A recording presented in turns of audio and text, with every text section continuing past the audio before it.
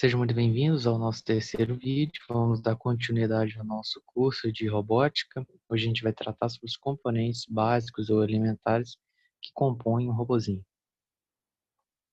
Muito bem, aqui a gente tem uma imagem representativa das principais peças, as quais serão necessárias para montar um robô do tipo NXT. Muito bem, o NXT Brick, ou também como já dito, é o controlador, ou seja, é o cérebro do robô. É nele que estarão contidos os programinhas e que, posteriormente, formarão o robô, darão resposta ao robô. Então veja que a gente tem a ilustração. Na parte superior, a gente vai ter as portas de saída para motores ou lâmpadas. A gente tem do lado direito o USB, a porta USB, que fará a conexão com o computador. No display, o monitor, a gente vai ter a indicação do nível da bateria, o ícone do Bluetooth, o ícone USB. Na parte inferior, a gente vai ter os botões, os quais a gente poderá interagir com o NXT. O botão laranja indicará se ele estará ligado ou inserir. A seta cinza claro vai ser navegação, no sentido direito e esquerdo, e o cinza escuro é representado nessa parte abaixo do laranja. Indicará limpar ou voltar. Área de fixação, representada por 4. E na parte inferior a gente vai ter 4 portas de entrada, onde será inseridos os sensores. Muito bem, a gente tem um sensor de som. Este sensor detecta sons de até 90 decibéis, lembrando que decibéis é uma medida da intensidade sonora.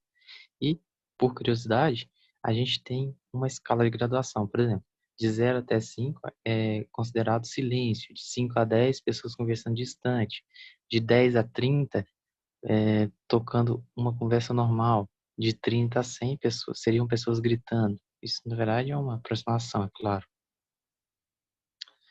Muito bem, o sensor de som, para verificar a partir do NXT, a gente vai seguir o seguinte passo. A gente vai pegar ele, selecionar a opção View ou Visualização do monitor NXT. Depois a gente vai ir ao ícone som dB, significa, é uma sigla para decibéis, e selecionar a porta de entrada escolhida. E o monitor mostrará, a partir de uma escala de graduação em porcentagem, de 0 a 100, a intensidade sonora. O sensor de toque, ele na verdade vai apresentar 3 estados: pressionado, liberado, pressionado várias vezes, ou seja, sendo tocado. Por exemplo, é possível a gente colocar ele em uma garra e quando o botão for pressionado, a garra vai fechar ao redor do objeto. Essa é uma imagem ilustrativa de um sensor de toque. E para a gente visualizar isso por meio do NXT, a gente vai conectar o sensor de toque em alguma porta de entrada. Lembrando que existem 4 portas de entrada que ficam sobre a parte inferior do NXT. Depois a gente vai selecionar a opção View, ou visualização no monitor NXT, e vai selecionar o ícone toque. E com isso, por último, a gente seleciona a porta de entrada escolhida, a qual a gente colocou no NXT. E ele mostra lá no display 0 ou 1, sendo 0 aquele que não está pressionado e 1 aquele que foi pressionado. A gente também tem um sensor ultrassônico, sensor esse que vai permitir que o robô veja e detecte objetos à sua distância. Ele tem uma aparência de 2 olhos, sendo um emissor e o outro receptor. E ele tem algumas curiosidades. Por exemplo, ele consegue detectar objetos de até 2,5 metros. Ele vai medir as distâncias, detectar o movimento e desviar de objetos. Na verdade, o princípio científico que rege um sensor de ultrassônico é basicamente associado aos morcegos. Por exemplo, veja a figura ao lado. Eu tenho um esquema de ecolocalização de morcego, em que o morcego emite uma onda que será obtida a partir de um objeto, e esse objeto refletirá a onda por meio de eco. E eu sei, a partir da cinemática lá, de que a velocidade é a relação existente entre a distância e o tempo. Então, a gente sabe, por meio disso, que calcular a distância é basicamente eu multiplicar a velocidade dessa onda e o tempo gasto por ela.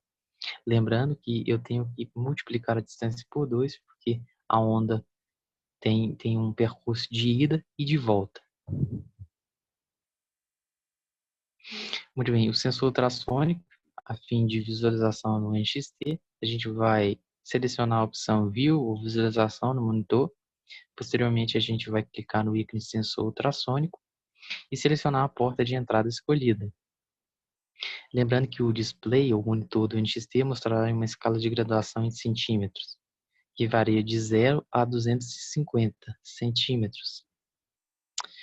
Agora a gente vai falar um pouquinho sobre o sensor de luz, representado pela figura ao lado. Este sensor faz com que o robô consiga perceber a diferença entre o claro e o escuro, e também consegue perceber as variações de luz.